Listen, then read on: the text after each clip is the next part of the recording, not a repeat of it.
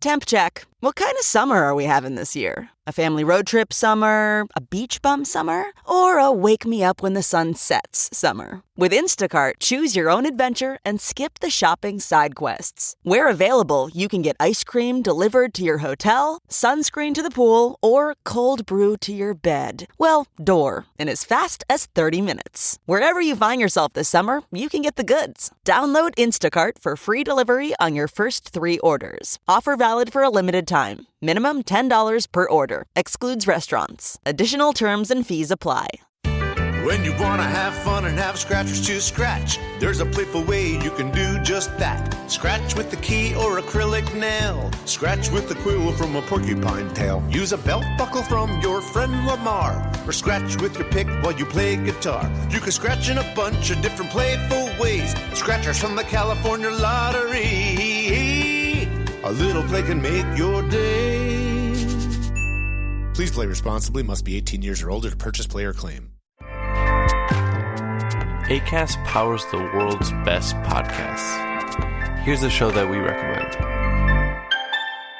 What is The Briefing Room? It's a behind-the-scenes look at how the criminal justice system works and the lives of the people within that system. If you love true crime, well, these are the real people who do the job every day of making sure justice is served. Hi, I'm Detective Dave.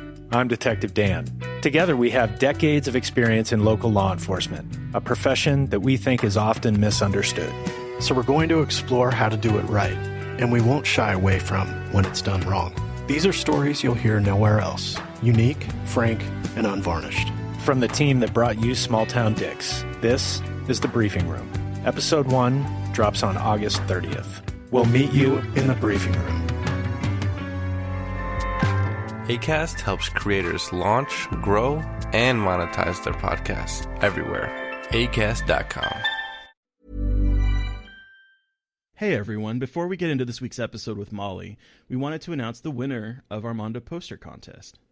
Thank you to everyone who entered the contest. Your support means everything to us, especially as we've been starting out. We were going to give away one poster, but Mary Beth and I were talking, and fuck it. We're giving away 2 posters. All right, and so with drum roll, please. The winners of the contest are at The Slumber Life and at Dan Fleming.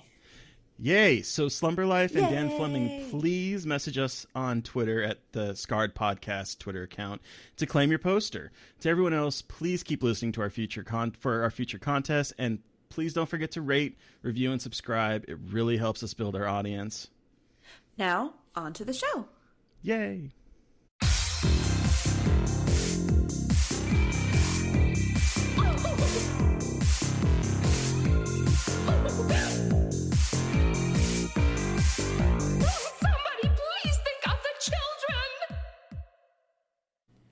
Hello, Internet, and welcome to Scarred for Life, the podcast where we open up old wounds by looking back at the films that scared us as kids. I'm Terry. And I'm Mary Beth. In each episode, our special guest will bring with them a movie that traumatized them as a child. This week, our special guest is Molly Henery. Is that how you say your last name, Molly? Yes, it is. Okay. You've seen her writing on Ghastly Grinning, Nightmarish, and on her own website, The Blogging Banshee. Thanks for joining us, Molly. Thank you so much for having me. Yay! So, Molly, can you tell us a little bit about yourself? What you like to write about, where we can find your work outside of it, and kind of what you do? Yeah, I primarily focus on horror film reviews, just because it's my favorite genre, and I feel like it's one that critics are unjustly harsh towards, and don't fully understand the catharsis involved in horror. So I started with my own website, thebloggingbanshee.com, and since then I've started writing for, like you said, other websites like Ghastly Grinning and Nightmarish Conjurings. And I also previously co-hosted a podcast many moons ago. But yeah, most of my writing can be found on thebloggingbanshee.com. I also love that name for a website. Thank you. It's such fantastic. a good name. And it just it's easy to remember. It's just very good. I love it. I've always been a fan of alliteration. I was going to say I love alliteration. And I felt like when I was trying to think of a name, I had just found out that I was Irish because I didn't know at the time. I'm big on Ancestry.com. Cool.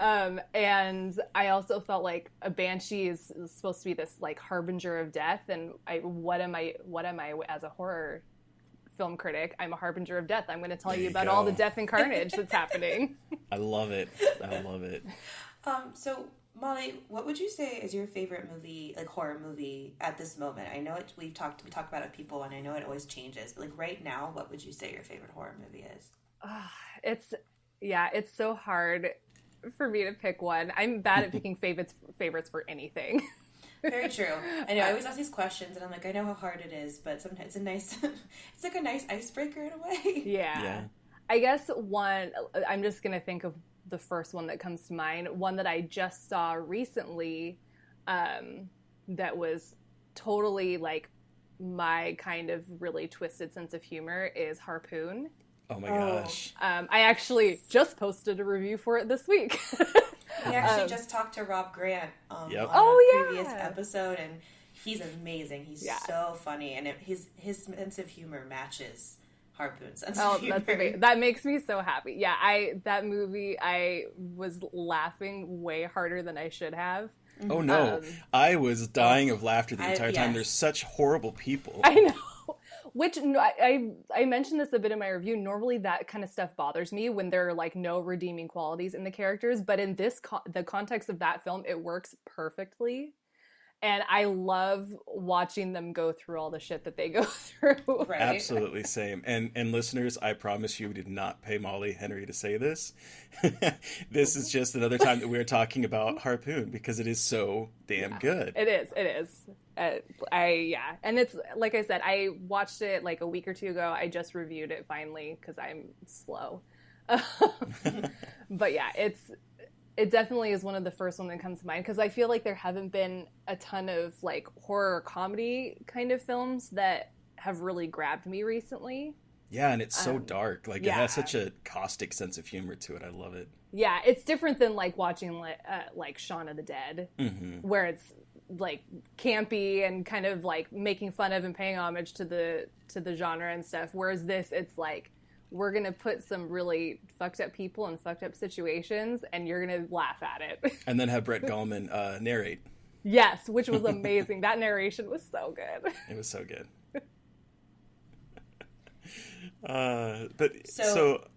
Besides, that's, I guess, your favorite movie and what you've been watching recently. Yes, so it is Terry, kind of a combo. What have you been watching recently? Oh, I'm sorry. Did I cut you off, Terry? No. What have I been watching recently? So, if you guys don't have Shudder, I don't know what's wrong with you. Again, we're not paid by Shudder to say this, but they have some really good movies right now. And one of the ones that premiered in October that as we're recording this, I just wrote my review for, is The Furies. And have you guys seen this yet? No, I just got a screener for it as the recording of this podcast, so I haven't watched it yet, but I'm watching it this week. Yeah, I have the screener in my inbox right now. I need to watch it tonight. Well, I'll be curious to hear what you guys think of it, because I found it to be incredibly just a lean, mean thriller. Just, it doesn't have much exposition or setup. It just starts to book. Like the first scene is about this two friends who are tagging a bridge with the fuck patriarchy is basically what they're painting on the fridge. Cool. I'm on board already. All right. And then they get kidnapped, and our lead character wakes up in a black box, and the box has the name Beauty on it and the number 8.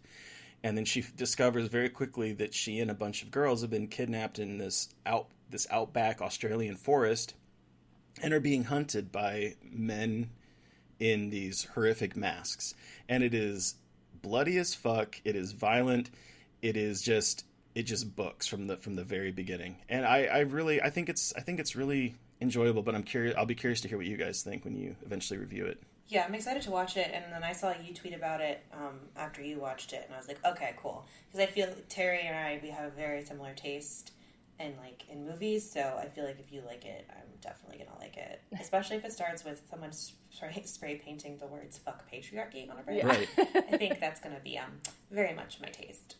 Well, and I think the other thing I liked about it is that the characters don't come from a place of like abuse or like they're not sexualized in any way. It's not like there's no sexual violence done in the beginning or anything.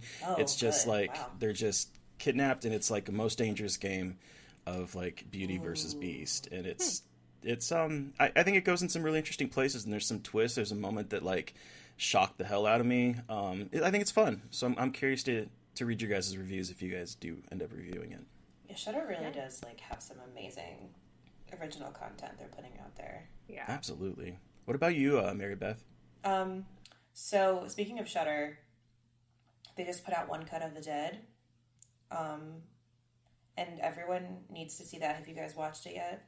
I haven't yet. Oh, yeah. Okay. So I it's love it. a phenomenal, speaking of horror comedy, it's an amazing like horror comedy. It has this amazing, I think it's like a 38-minute long take where there's no cuts at the beginning. And it's just all of the, I actually had the opportunity to review this last November. It came to Chicago as part of their annual kind of Asian film festival. And I requested a screener for it just because it's a zombie movie. So I thought, okay, amazing. And it's so good, and I'm so glad it's getting the attention that it's getting. It is just such a phenomenal film. It's funny, it's bloody, and it's definitely not what you'd expect. I mean, I think people know at this point, like the first half is like a zombie movie, and the second half is what it means to make a horror movie. And it's just so clever and so well done, and so kind of like puts you on the edge of your seat in a good way. And I think everyone needs to check it out on Shudder. And then also, I haven't finished this yet, but I'm watching the show on Netflix, Marianne, the French horror show. I've heard so much about it. It Yeah, looks I've only- terrifying. So I've only watched the first episode, and I really liked it. I love French horror movies. Like French extremism is one of my favorite genre, like weird subgenres of horror. So I really like this so far. Again, I'm only one episode in, but it's like the perfect thing to watch now that it's spooky season, and it's creepy and gross, and just I think very much up a horror fan's alley. Molly, do you like it? I haven't watched it yet, but just from the trailer, I already can tell that I'm going to be a scared little baby curled up in a ball. Because that, like, just from the couple of scenes, like, it's definitely the style of horror that really freaks me out. Oh, okay. So I'm really looking forward to it. But it's because I end up watching a lot of horror stuff while I'm working on other things, and it's subtitled, I have to like actually find time to sit down and focus, which is a good thing because I should be focusing on it. but I know what you mean with like the having to put on a screener or something in the background while you do something, is because I feel like we all probably watch a ton of screeners, so it's kind of hard to always maybe 100% focus on the screener. Yeah. It's one of those television shows that like it keeps showing up on like CNN or whatever, is like, this movie is scaring the crap out of Netflix viewers. And it's always like one of those things that's like overhyped, but everyone on Twitter, like horror Twitter, people that I respect and believe, are all like, yeah, it really got me. So I'm really looking forward to finally finding some time to watch it. Yeah, and I feel like it's one of those shows that because it's on Netflix and it was being promoted, at least for me, like in the top carousel, it's getting probably a wider audience who don't watch that kind of thing. But like Brad Miska from Bloody Disgusting tweeted a video from it a couple days, I think it's actually yesterday, and it was really creepy. So I think it will be a very good thing for me to keep watching. So that's definitely what I've been focusing on. Molly, I know you talked about Harpoon. Is there anything else that you've been watching that's been like that you've really enjoyed? Or any festival films you've been seeing that you want people to put on their radar? Ooh, yes. I'm actually going to a film festival this weekend, so I'll probably have more festival updates after that. But I did just on Monday review a new Netflix film, In the Tall Grass. Okay, I'm curious. I'm so excited. Yeah. I've heard such good things about it. I was actually pleasantly surprised because when it's a bunch of unknown actors, especially for some like an organization as big as Netflix, it can be really hit or miss. Mm-hmm. But I thought the performances were really good. Patrick Wilson is in it, and he like when he goes full on creep, he is so good. I think he's such a great actor. I love Patrick Wilson. He's so good in horror movies. Like, he's amazing. Yeah. And I love that he does so much horror, because it's like and to do a movie like this, like, it's a Joe Hill, Stephen King adaptation. It's based on a novella they did, and like, even though it's those big names are attached to it, the director isn't. I mean, he's well known like in horror circles because it's the same guy who did like The Cube. Oh yeah. Yeah. So he's well known to people like us, but to a lot of Netflix users, they would not have any idea. They wouldn't recognize that name. I've never seen The Cube. It's really good. I haven't seen The Cube either. I've just seen a lot of really cool screen grabs. Yeah, absolutely. I believe he also did Splice, if that's a more recent one you've seen. Yeah, I have seen Splice. But The Cube is definitely like awesome. But it's this cool like horror sci-fi mashup. Like, if you've seen films like The Triangle, it's kind of that kind of formatting, but it still manages to give you stuff that's new and unique that you probably might not have seen before. So it's been a while since I've read the novella, but from what I remember, it's like people hear a kid calling from the tall grass. Is that? Yes. It's a brother and sister. The sister's pregnant, and they're like going cross country. They're like in the middle of nowhere, like in middle America. And they go in there to get the boy, and then they get separated and lost, and there's like all sorts of weird shit, and the other people that are lost in there, you don't know if you can trust them or not. And then the girl's boyfriend, the baby daddy, comes trying to find them, and he ends up in the grass as well. And then it's really good. And it's funny because you're so used to seeing, like, in horror, you're so used to seeing fields of corn. So it was, honestly, having it be grass was kind of refreshing in a weird way. Because it wasn't just like your typical, like, rows and rows of corn stalks. The grass grows more sporadically. So it's, once you're in there, you completely lose all sense of direction. And the grass goes well over their head, so it's probably like, I don't know, like 8 feet tall or something. And it's disorienting. And even though you're in this big field, it almost creates like a claustrophobia. Yeah. Because no matter where you turn, it's just green everywhere. That was one thing that I thought the trailer sold really well, was the kind of claustrophobia, because that's all I've seen about it, and just sort of like everywhere you look, it's just tall shards of grass. Yeah.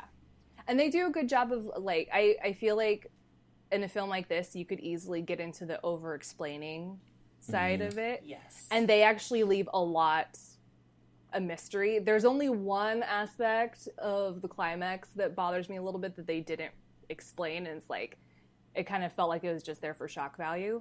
Okay. But that's the only part that's of unexplained aspect that bothered me. The rest of it I was fine with. I was totally fine with not really understanding what the fuck was going on and being immersed in it with those people, because they don't know what's going on either. Cool. Oh, I love when movies do that. Like, sometimes I love explanation, but I do like the idea of being kind of immersed with the characters and figuring things out as they figure it out. Yeah. It's something I've been leaning into more as I've honed my taste. And it definitely depends on the movie, because sometimes it works and sometimes it's like, no, you need this explanation, otherwise it just doesn't make sense. Yeah. Right. Yeah. I've seen a couple indie screeners that it's like you're just sort of going along for the ride, and then it makes this change, and then it changes again, and by the end of it you're like, I don't even know what that movie was trying to be about. So there's definitely a way to, like, kind of fuck it up, and then there's definitely but I love ambiguity in movies. I think movies nowadays are a little bit too much on the nose with wanting to explain everything, and even when they don't explain everything, then we make a prequel to explain everything that you didn't need to be explained. And I like movies that are just willing to be what the fuck. Yeah. So we've talked about the now. Let's go back to the past and talk about the movie that you brought with you today, Molly. What's the film we're talking about? We are going to be talking about the original Nightmare on Elm Street. Yes. Yay! So before we get into it, I want to bring our listeners up to speed, just in case they've been living under a rock and have never seen this movie. So I have this little brief synopsis. In Wes Craven's 1984 hit, A Nightmare on Elm Street, the 1980s youth of disaffected parents are targeted one after another by a creepy burnt man of their dreams. He's known for bad fashion, a bladed hand, a dark sense of humor, and a penchant for killing kids. Oh, and he also likes to randomly slice pieces off his body, as one does. After Tina, Amanda Wyss, I think is how you pronounce her last name, even though it sounds like Weiss, gets flayed, dragged up a wall, and basically leaves a bloody mess. Her best friend Nancy, Heather Langenkamp, starts to dig deeper into the nightmare ghost haunting her dreams. Eventually, she discovers the boogeyman has a name, Fred Krueger, a child murderer who the parents of Elm Street went vigilante on after he got off on a technicality. They burned his ass, and now he's vowed revenge. As the bodies pile up, Nancy is forced to dodge hall passes, bath time naps, lascivious phones, and her boyfriend's bare midriff as she races to find a way to defeat Freddy once and for all. Or at least until the sequel. So Molly, I'm before we get into your childhood recollection, I just want to say that I am so glad that you brought this movie with you, because it is, to this day, remains one of my favorite movies of all time. So I'm kind of curious. I saw it really young, and I'm really curious. When did you see it? I saw Nightmare on Elm Street when I was 4. Oh, wow. I was thinking about it. I actually think this might be my earliest film memory. Oh, yeah? Oh, wow. It's the first horror film I ever saw, first, like, specific film memory. Like, I remember, like, having, like, when I was little, I remember seeing, like, the clamshell, like, Disney movies that I owned, but I don't have specific memories of watching them. Mm-hmm. The first specific memory I have of actually watching a film was A Nightmare on Elm Street. That's amazing. That's a hell of a memory. That is a hell of a first movie to remember. Coming out with a bang. Yeah, absolutely. So what was your 4-year-old thoughts at the time? Well, I love, let me just say, I will tell this story to anyone and everyone who will listen. It's one of my favorite film-related stories to tell. Because obviously a 4-year-old shouldn't be watching A Nightmare on Elm Street. It was when my sister's 9 years older than me, so her and her friend were babysitting me. And we lived in one of those houses where from the front it looks like one story, in the back it's 2. So we were in like the basement area that was like a guest room and had a TV. Okay. And I assume her friend had brought the movie over with her because my sister wasn't supposed to be watching it either. And she would have been what, 13 at the time? Is that 9 years older? Yeah, she would have been about 13. Okay. And so we're watching it. I have, like, my whole body is covered with a blanket. I look like E.T. where only my face is showing. I love it. I love this image. Sitting on the bed between my sister and her friend, like that, absolutely terrified. And then my parents come home early. Oh, no. This is the best part. Instead of doing the logical thing and just turning the movie off, because we're downstairs away from the front door, my sister and her friend run upstairs to head off my parents and leave me alone with Freddy Krueger. No. Yeah. Oh, so my God. I'm just sitting there shaking, and I remember, like, barely being able to speak, but I, like, was trying to calm my sister back down. I was like, Hannah. Like, absolutely terrified. And it's, oh, no. I mean, it's I honestly wonder if a lot of obviously my love of horror probably stemmed from this moment. Like, I was terrified, but there was something about the film and about Freddy that made me keep coming back to horror over and over again. And I love hearing that. I honestly wonder, since he specifically attacked people in his dreams, I wonder if my sleep issues were because of that. Because I, like, had horrible nightmares for years and, like, even went to therapy trying to figure my nightmare shit out. Oh. So now in hindsight, I'm like, I wonder if it was because of Freddy Krueger. But no, I mean, it was absolutely horrifying. So did your parents come downstairs and interrupt the movie, or did you manage to watch? I don't remember. Okay. I should ask them. I can't remember. They might not have found out until a lot later. Right. I know that they kind of gave up. Like, they tried to, obviously my sister's older than me and she wasn't supposed to be watching it, but then kind of after that, my parents let me watch whatever the hell I wanted. Because it's like, well, you've already seen Freddy Krueger. not much censoring we can do for you now. There's nowhere else for us to go. Yeah. She's So seen the worst of it. So I kind of like, it's almost like that commercial where they show like how parents are more careful with their first child and with their second child. They just kind of, Yep. I was that second child when it came to movies. And see, I was your sister. I had a brother that was 8 years younger than me. And I would take him to go see movies all the time. When I hit 17, he was going to see rated R movies with me. And so he was like, 9 at the time? Because I was like, yeah, I'm 17. He can go see this. So like, I made him the horror lover he is today. And I love that though. Yeah, that's awesome. It's fun. So I think your sister is a wonderful person for that. Well, I will say I don't think she did it on purpose because she's not a horror fan at all. Is she not? No. Oh. Inadvertently made you a horror fan. I think it was probably more her friends doing than hers. Right. I mean, as she's gotten more into it now, especially since I started writing reviews, like I'll recommend stuff to her and she'll watch it. Like she was texting me while watching through House on Haunted Hill. Oh, okay. Cool. And saying that like she almost threw out her back jumping so hard at the bent neck lady and stuff. Oh, that was the best part of that. So she's grown to, but it's taken I don't know, how old am I now? So it's taken like more than 25 years for her to get to that point. Wow, yeah. But yeah. So do you remember what scenes in particular affected you with that movie? I think or do you have like any memories that really stuck with me the most is Glenn's death.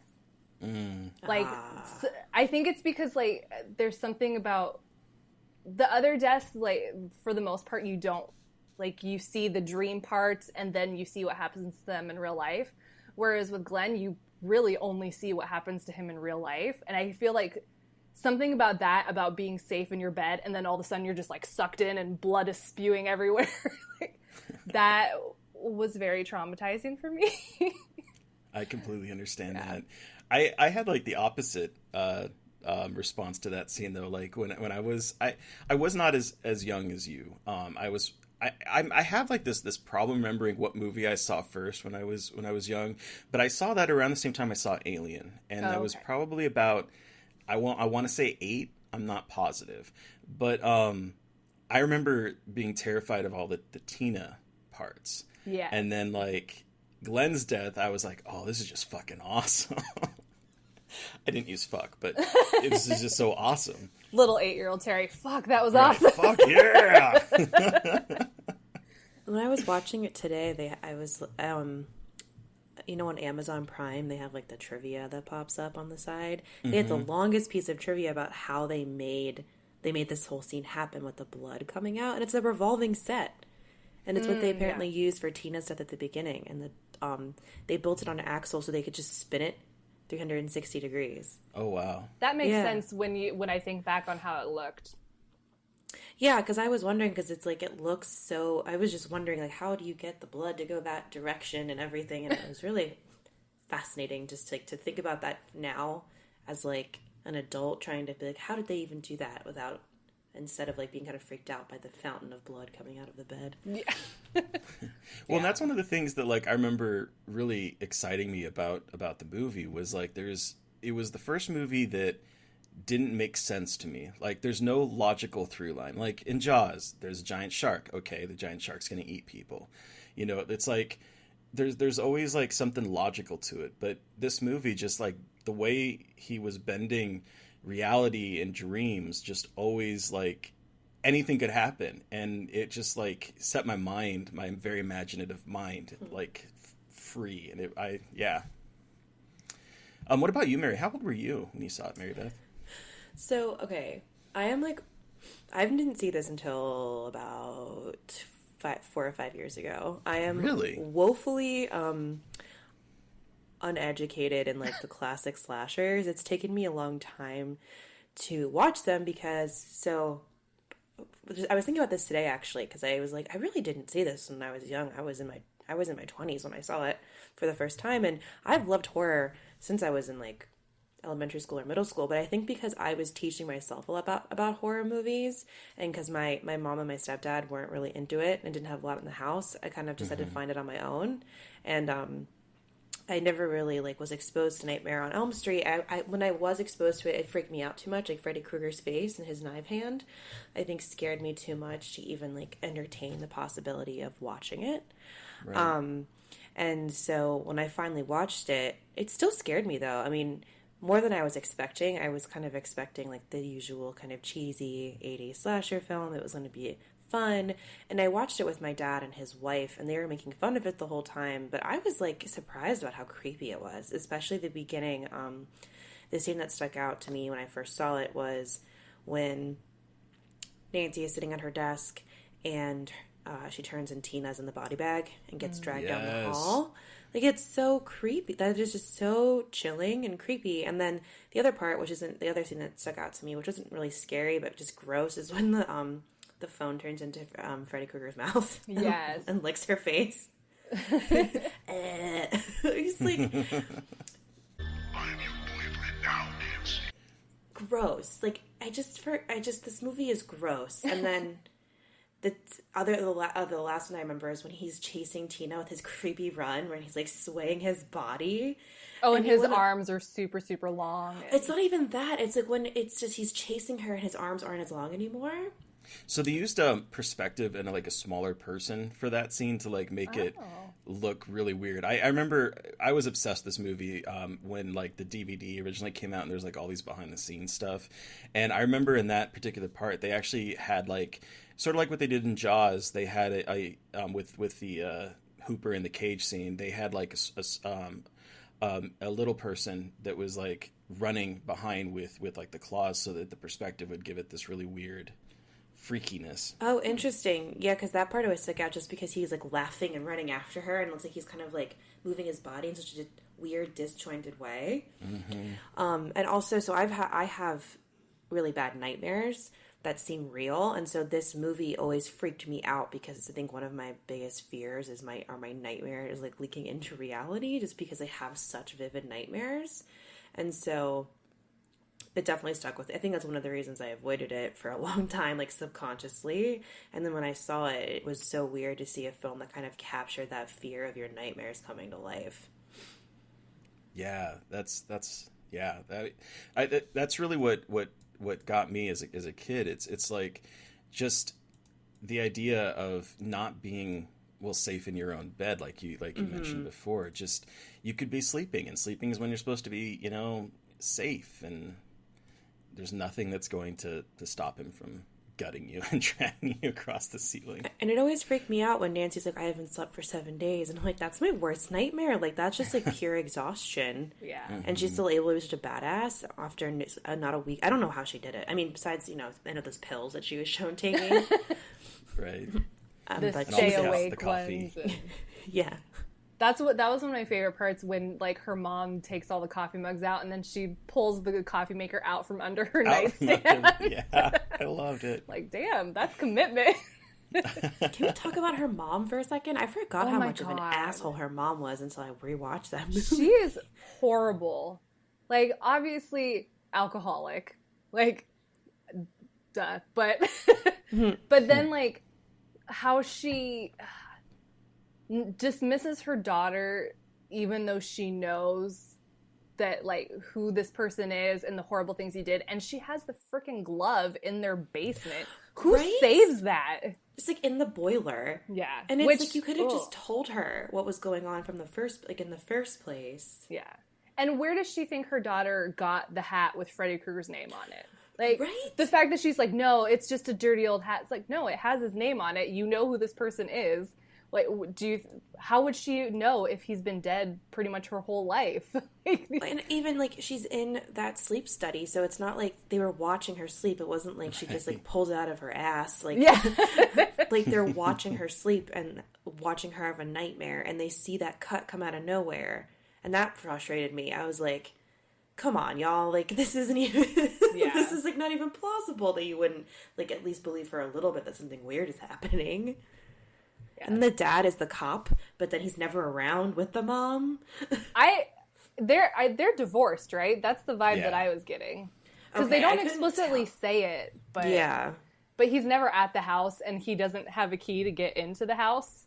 That one part. That's right. Yeah. So I assumed that they were divorced. And even when he's dealing with him, he's always emotionless. He's always that kind of like, that. Well, I always think of like the '70s show with Red, the guy that that's like he just is just there reading the newspaper and doesn't really give a shit about the kids. Like he is just so. He doesn't have any emotion. Like when she calls him after Glenn's death, and he's like, he's dead, isn't he? And he's like, yeah, that's what they said. Like, what? This is your daughter's boyfriend. Like, this movie is like the epitome of like 1980, like you said in the intro, Terry, like disaffected teens whose like latchkey kids almost. Like, parents don't care and they're just on their own taking care of themselves, and the parents are basically useless. Yeah. Well, and I was glad you brought up the mom, because it's all of the parents. I mean, you look at Tina's parents, well, they make the comment that the father abandoned them 10 years ago. And when Tina died, her mother was in Vegas with a boyfriend. That's right. And all the parents seem more interested in either drinking or their own sex life than caring about their parents. And I think it's kind of an interesting, like, I was thinking about this now watching it today, about it's kind of an interesting critique of like 1980s suburbia, sort of like how we discussed in Poltergeist. It definitely is. I hadn't even thought about that before, but it definitely is, especially with like how kids are raised and how parents, like you said, care more about drinking and like their own agendas rather than like what their kids' well-being. And especially because Nancy's mom tries so hard to be kind of like a helicopter mom. She's like, hundreds of people drown in the bath every year, and let me get you some warm milk. I'll turn down your bed. It's like, what are you doing? Like, she's trying to, I guess, make up for being kind of a terrible mother in these very like superficial ways. Also, who even likes warm milk? I think it's disgusting. Yeah. Right. But she even thinks it's disgusting. Warm milk? Gross. Warm milk? Now, I'm not defending the parents. I just want to preface my next statement with that. But do we think that maybe the parents are like that because they have, like, PTSD from murdering someone? Yes, I do think that. Because that, like, watching it again, that's kind of what I got, especially specifically with Nancy's mom and dad. Like, I feel like that probably obviously led to her being an alcoholic. That led to the dad kind of being detached, and probably led to their divorce too, assuming they are divorced. That's a really good point. I hadn't actually thought about that. I guess just because that doesn't, to me, they didn't push on that enough in my, like, for me to really think about that, but that makes a lot of sense. And especially, I guess my biggest question too is, like, they said the parents, like, went and killed Freddie, but it doesn't seem like Nancy's parents were parents yet. I guess I don't understand the timeline, but I guess it doesn't really matter. That's like just me poking holes in things that don't really matter. Yeah, the timeline is definitely not super clear in these movies. But the thing that I started thinking about, especially with this viewing, is so this movie was released in 1984. So it's about 10 years removed from the end of the Vietnam War. And, like, I always kind of think about it as, like, okay, so you have something that the parents did that the kids have absolutely no ability to control. And it's still sending oh my gosh, I can't even speak. Reverberations through, like, their childhood. Yeah. And so, Wes Craven, he loved to put little social commentaries in like his movies, especially with, like, Last House on the Left was kind of a critique of the Vietnam War and that kind of aspect of it. And you have, like, The Hills Have Eyes with the nuclear testing and all that kind of jazz about being afraid of Americans at the point. So I gotta think that this is kind of continuing in that vein, and either subconsciously or consciously, he's kind of dealing with the repercussions of the Vietnam War. That's really interesting. I hadn't even thought about that. And it, like, even Vietnam War and just the idea of intergenerational trauma and, like, your kids inheriting that trauma, that's really interesting. Huh. It's a very good point. And actually, it's something with the state of the world now, it kind of is carrying over into the present, unfortunately. But not to get political or anything. No, it's okay. I think it's interesting because the parents think that they've buried the past, right? They think that they burned the guy, he's dead, he can't hurt you now, Nancy. Like, there's all of that, but it's like the past is repeating itself quite literally. I mean, he's back on his beat, killing the kids. And it just, I don't know, the parents' act of violence, you know, didn't solve a single thing. It made it worse. It made him kind of unstoppable, as you've seen throughout, 7 movies and a remake that we don't talk about? And I think it's interesting at the very end where, like, you know, she tells her dad, okay, I'm going to get him. I'm going to bring him out. I need you to come and save me right when I bring him out. And then she's like running through the house screaming, and the damn police officer's just like, God. what? He makes me so mad, especially after the dad specifically said, if you see anything weird, let me know. Really, you don't think the daughter screaming and breaking the windows is weird? Right. She's literally shattering windows. And you're just like, oh, maybe I should go get the chief. Everything's fine, Nancy. It's fine. And she's just screaming. And then they walk in, and her mom is just a skeleton that gets sucked into a hole in the mattress.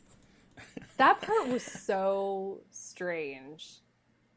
Like, It really, I don't remember. This is when I watching it today. I was like, this movie does definitely kind of fall apart a little bit for me at the end. Just in the that weird part where he's on top of the mom on fire and she just descends into a hole in the mattress.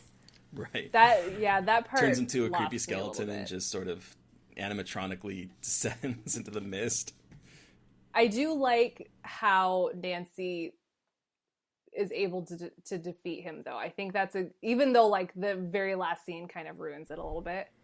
Yeah, I actually was like, I wrote a lot of notes down about her as a really amazing final girl. I mean, I feel like people talk so much about Laurie Strode as like the pinnacle of the final girl, but I think Nancy might be my favorite. She's definitely my favorite. She's so cool. I mean, there's even that one part where she's with Glenn on the bridge and he's like, what are you reading? And it's a book about booby traps. And she's like, I'm into surviving. Yeah. And I'm like, hell yeah. That's what I love about her, because I feel like she was the first final girl that wasn't just like things weren't happening to her. She was taking. She had agency. Yeah, she took things into her own hands and was like, no, I'm gonna make stuff happen, and I'm gonna make sure that I live through this shit instead of relying on others around her to save her. She definitely is like that very virginal figure. Like she's always wearing like pink and white, and she's sleeping in separate bedrooms from her boyfriend, but it kind of gets eclipsed when she's like setting booby traps and making all these really awesome plans of how to figure out what's going on. Like no one needs to tell her, she's going to figure it out herself, and she is going to be the one to bring an end to it, which I just like forgot how much of an amazing final girl she is, and I was just like so excited to really kind of revisit that today and remember how much of a badass she is. And I also love her hair. I know that's so weird to say, but like I have such thin, flat hair. So seeing this like beautiful, like thick hair, I'm like, she's gorgeous. And they utilize her hair very well in the film. They do. Like, I love how it's just like she gets that white streak, but it happens so subtly over time that it's like, wow, as her fear is increasing throughout the film, the white streak shows up more. It's so cool. I love it. By the final scene, her hair is like all like frayed and like just all over the place. Like it's like she's literally kind of going crazy, but because she can't sleep, and it's such a subtle, interesting character, like just a visual character trait that it like you said kind of grows subtly over the film, and I really appreciate that. And I'm also glad to hear you guys say that you really like her as a final girl, because I've read a couple critiques about her where like she starts off I'm trying to remember where, but where there was some like old critiques about how she has this agency and they're all about that, but then by the end of it she kind of becomes a mother to her friends and saves them and brings the civilization or the family household back to a heteronormativity. What? And Nothing I'm like, about the end of that film screams that everyone's see dead. that. Yeah, Everyone is I mean, dead. if you're talking about the last scene, that's clearly a nightmare. That isn't real. Yeah. Right. Like, everyone fucking died except for her and the dad. But Molly, The convertible top, definitely not Freddy Krueger's. I mean, and when the mom gets pulled through that way too small window in the door, like, that totally happened. That's such a weird take, because that is, like, so opposite of what I would think. It's like, it just feels very much like the destruction of the family, and she doesn't save her friends at all. Right. She has to watch them all die, like, in very horrific ways. Mm-hmm. I feel like that had to have been written by a guy. Yeah, I'm no not, offense. I'm not sure. I feel like it had to have been. No offense taken. It's trust just, me. like, yeah, it's such a weird take, because the end is very obviously like a nightmare scene. Like, it's not real. Yeah. At least that's how I interpret it. Oh, like, yeah. I mean, between the convertible and what happens to the mom, that definitely Yeah. was just another nightmare. And the creepy girls in all white singing the Freddy song. Yes. Oh, I forgot about them. Yes. Can we I talk love that song. Can we talk about Freddy Krueger as a villain? I love Yes, him please. so much. I forgot how little he really is actually in this movie. Mm-hmm. He's Yeah. more of like, what's the word I'm looking for? He's more of an impression in this film than he is like a fully realized character like he is in the later films. But I love that. Yeah. I love it in these, I guess, in revisiting these movies, like realizing that the monsters that I remembered are like ideas, like you said. They're really like an impression. And you barely even see his face. Mm-hmm. But he's still so terrifying. Right, and that's what I like about him in this movie, because like I'm just gonna lay it out there. This is my favorite horror franchise. I love Nightmare on Elm Street. It's I've seen every movie a bajillion times. It's my favorite, but I like him more here than I do in any other movie, because his humor is more. It's very dark. I mean, the comment about like this is God. Oh my god, Like, I wrote that down. Yeah. So creepy. Yes, so weird. I loved it, and the fact that like at the very end, you know, when the scene with the phone, I'm your boyfriend now, like it's ominous, because she knows, oh, he just killed my boyfriend, and now he's trying to take over me, and it's like there's humor to it, and there's some kind of funny subtext to it, but it's not this slapstick, how sweet fresh meat type, you know, punny lines. Yeah. Much more malicious, much creepier. But on the other thing, I can't remember what he says before, but it's like, I think it's to Nancy, and they zoom in on his mouth, and he does that weird flicking with his tongue, and then the music. Yes, it's very sexually charged. And he is like a child molester, but and she is a child, she's a teenager, so it's so weird to kind of think about that aspect of him coming out in such really, really perverse ways. Like, not outwardly trying to grab her and be sexual, but like these weird like tongue movements and stuff like that. Yeah.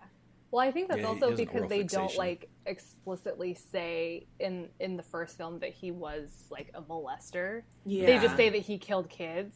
Yeah. And it's almost like kind of with what he says too, it's like they hint at it, and they hint at it throughout without feeling like in the later films where it becomes a bit more obvious, and then in the remake where it's explicit. Yeah. So those were there were two things that ended up getting changed in the movie, and one of them was, I guess in his early draft, he was very explicitly a child molester, and then he also wanted the movie to end on a more, was this a whole nightmare thing, or was it real? And the studio was like, no, you gotta have a big ending, which is why they shot that final car and her mom getting pulled through the window. He wanted to leave it ambiguous, but the studio was like, nope. Yeah. I feel like that doesn't help remove ambiguity for me. No, it really doesn't, right? I feel like if anything, that makes me even more like, because she even acts like, oh, I just slept really hard, so it hints at it being a dream, and then she's in a dream. Right. So I feel like the studio kind of dropped the ball on that one. As they do. As they do. But I think there's some really awesome lines in this movie. I think the script is really well written. I love the part where like they think that she's, you know, still making jokes about it. Well, maybe not taking it so seriously. And her mom's like, maybe you don't think murder is serious. That pissed me off so much. I'm like, God damn it. These people are so just so devoid of feeling for their kids. And it just bothers the fuck out of me this last time I was watching it. I was just so angry at the parents. Yeah, of anything, I feel like that scene on watching it again pissed me off more than anything, because I was like, She just walked into a room where her friend was like ripped to shreds. Yeah. And she's sitting in the police station crying. Obviously, she's not joking about it, and she doesn't think that it's not serious. You're taking her words so far out of context, and it made me want to slap that mom so bad. Right. Well, and then even her dad, he used her to get to Rod. Yes. Like he just like he's unemotional. He doesn't care. She's just another piece to get his to bag his perp. And it just and even when they're trying to be like helpful, they lock her inside the house. They put the bars out to like, keep people from getting inside. But what happens when the horror is inside your house? You know, it's like I always find it interesting when horror movies have like a classroom scene, because whatever they're talking about tends to like, have big influence on the plot. And I love that Lynn Shay, Lynn Shay. I love her, even though it was probably nepotism that she got into this because she's Bob Shay's wife. Oh, it was. But it's fine. It's fine. Yeah, well, I love her. I mean, she is. I really like the career trajectory she's gone on this last like decade or so. But she even says in the class, something inside human nature itself is rotten, a canker. And I wrote that down this time because I love the way that kind of is true about this, this family, about this house, about everything that they've done. It's a canker. They are the horrible people, and it's because of them that all this shit is happening. Mm-hmm. I want to write an entire book about horror English classroom scenes. Yes, please do. There's just so many good ones, and it always cracks me up. I want to talk to a director who has included one of those scenes and be like, how did you choose this? Did you come to this before or after? And I'm just always so curious, how they include those moments. Because they're obviously so important, but not everyone catches on to them immediately. So, I don't know. Mm-hmm. Those are always so interesting to me. They always stick out to me because I was an English major exactly. in college. So it's like, I'm always like, what are we talking about now? What kind of foreshadowing are we getting into today? Right. So what else do we want to talk about? So, we really have talked about, how we've approached this at, now versus childhood. But, Molly, what has changed the most for you in watching it now versus when you saw it as a kid? I mean, for one, it doesn't scare me at all anymore. Mm-hmm. Okay, fair. I've grown past that. No. What scares me has changed over the years. And it's interesting because now that I think about it a little bit, like I said, when I was that age up until probably when I was I don't know, maybe 10, I had really horrible nightmares and had a lot of problems sleeping and stuff. Mm-hmm. And I think that's why the film originally terrified me so much, other than the fact that I was way too young to be watching it.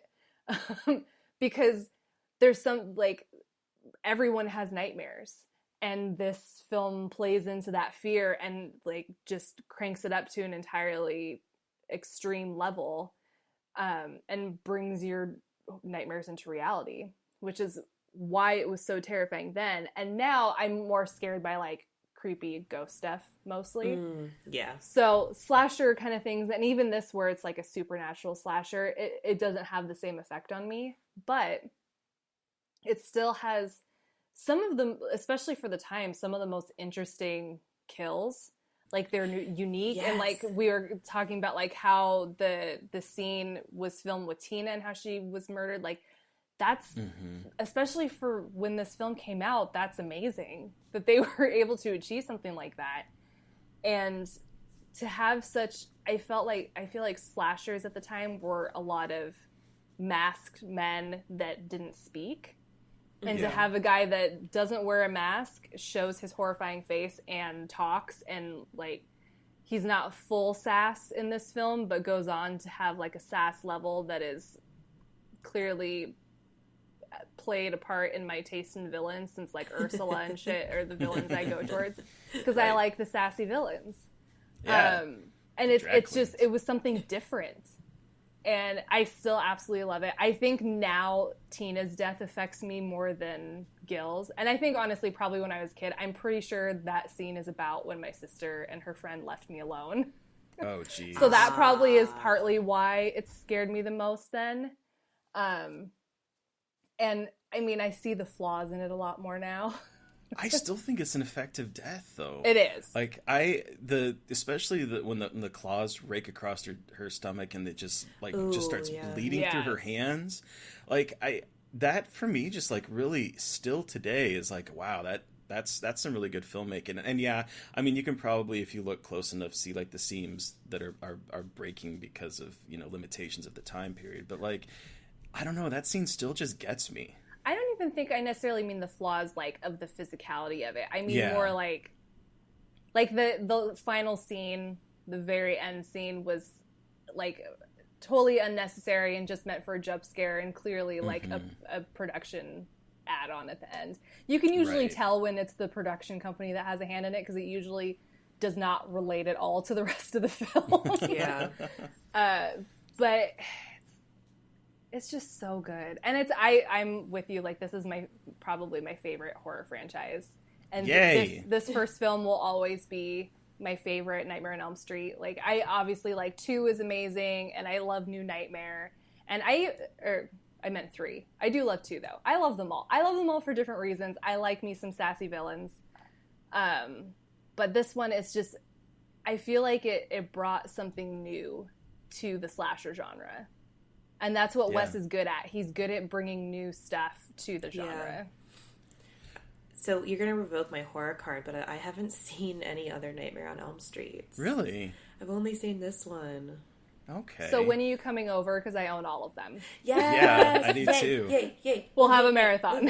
Yes, I really want to. Let's all do it. I don't know why I haven't seen them. I think when I was younger, I was like, for some reason, I'm one of those assholes that was like, old horror isn't as good, and I don't know why my dumbass ever thought that. So I started getting better and better about watching stuff like that, but for some reason, like, it's just been such a blind spot for me, and I need to remedy that, obviously, but I feel like I really want to watch them with someone, and I don't really know anyone in my life. Like, my boyfriend has seen it, but I want to watch it with, like, a group of people, so maybe I can, like, persuade my friends to watch them with me, but I need to see them. I just haven't. So the thing, I have just a little bit. I have a huge connection to this story, to this franchise, and to Wes Craven in general.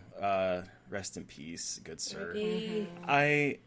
Here's the thing, like, for the recent Dread Central article where it was like the 40 most impactful movies, I talked about Alien, and Alien is impactful, but the more I thought about it, especially after watching this movie this time, the more really this film and Wes Craven is so impactful to my love of horror, because it was this film that really sold me on horror. And then, Molly, you know this because we talked about it during Cooper's podcast, but there was a time where I couldn't watch horror movies because my parents got very, like, conservative about what I was watching and consuming, but they didn't with books. And so I read a lot of horror books, a lot of Stephen King, etc.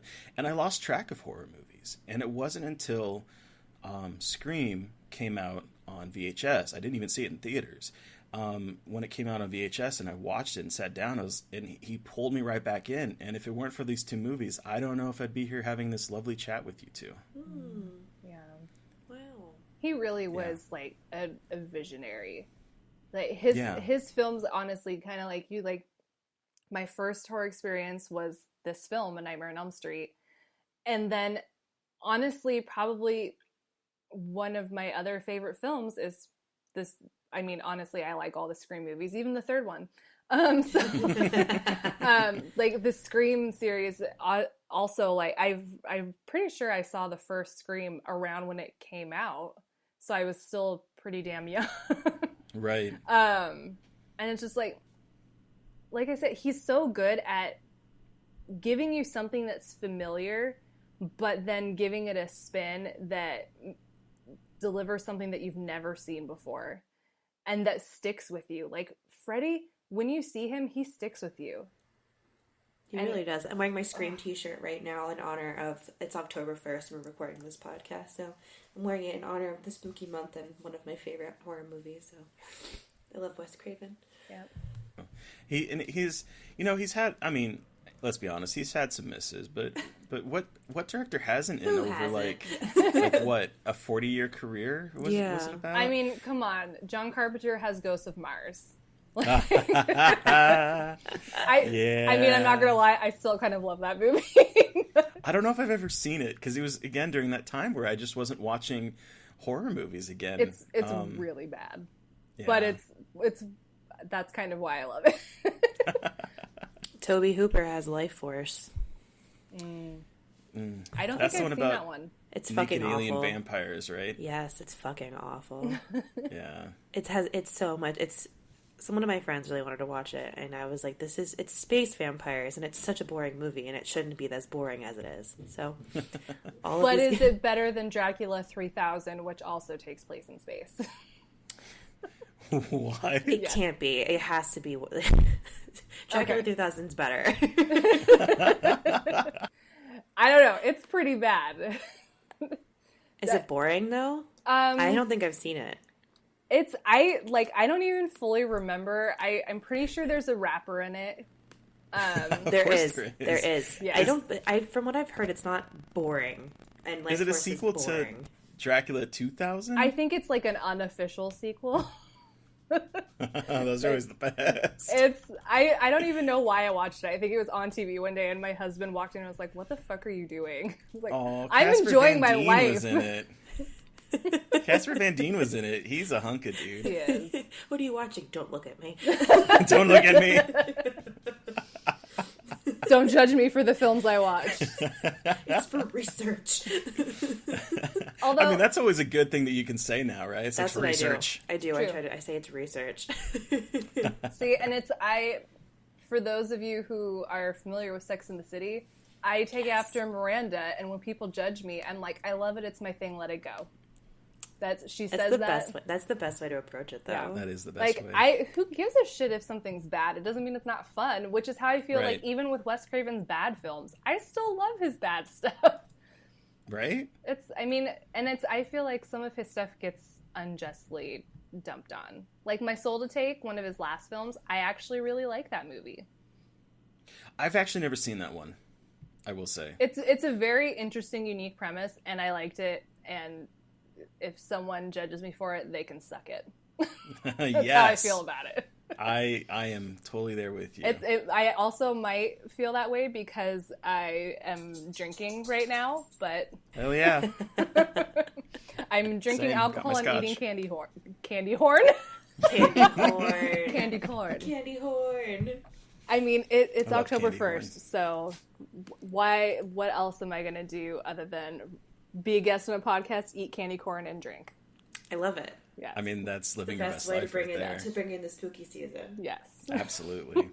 Especially talking about the film that made me a horror fan. Like, I am so glad that this movie made you a horror fan. I really am. When we sent out the list or we asked you for a list of movies and this one was on, I was like, okay, well, we're definitely doing this one. Yep. And I'm so glad that was your first. Yeah. That's amazing. although if you ever want me back, I have really funny stories for virtually every film that I put on that list. Oh, girl, we'll have you back. Trust me. Yes.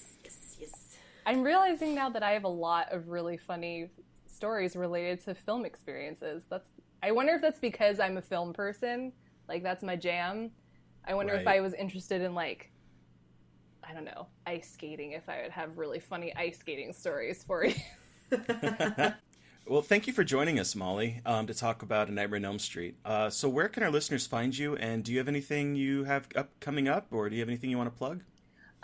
Yes, so people can find me on Twitter at Blogging Banshee, on Instagram at blogging.banshee, and I have a Blogging Banshee Facebook account too, but I can't remember what the URL for that is. But I'm sure if you just look up Blogging Banshee, it'll come up. And then obviously my website is thebloggingbanshee.com.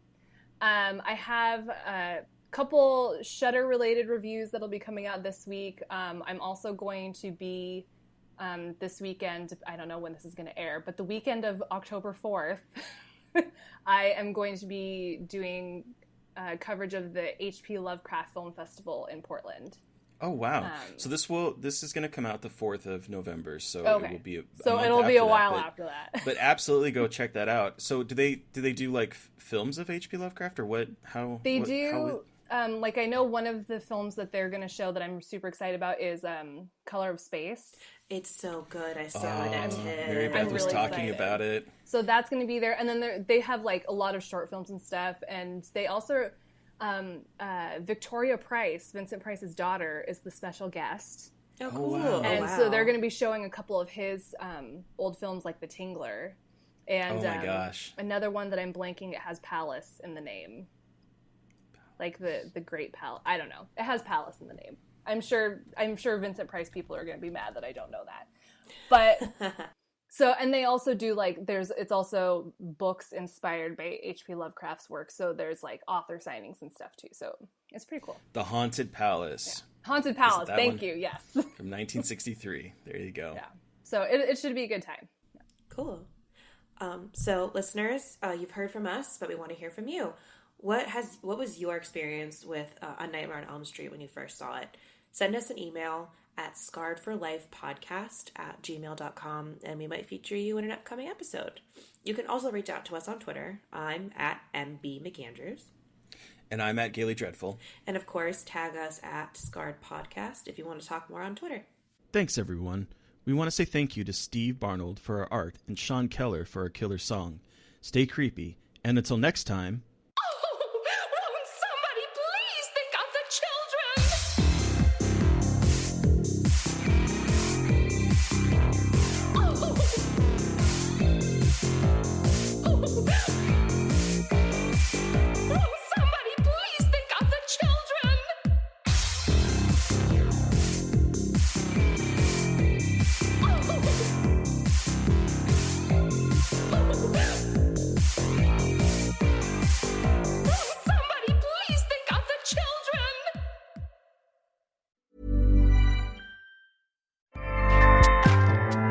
Acast powers the world's best podcasts. Here's a show that we recommend. What is The Briefing Room? It's a behind-the-scenes look at how the criminal justice system works and the lives of the people within that system. If you love true crime, well, these are the real people who do the job every day of making sure justice is served. Hi, I'm Detective Dave. I'm Detective Dan. Together we have decades of experience in local law enforcement, a profession that we think is often misunderstood. So we're going to explore how to do it right, and we won't shy away from when it's done wrong. These are stories you'll hear nowhere else. Unique, frank, and unvarnished. From the team that brought you Small Town Dicks, this is The Briefing Room. Episode 1 drops on August 30th. We'll meet you in the briefing room. Acast helps creators launch, grow, and monetize their podcasts everywhere. Acast.com.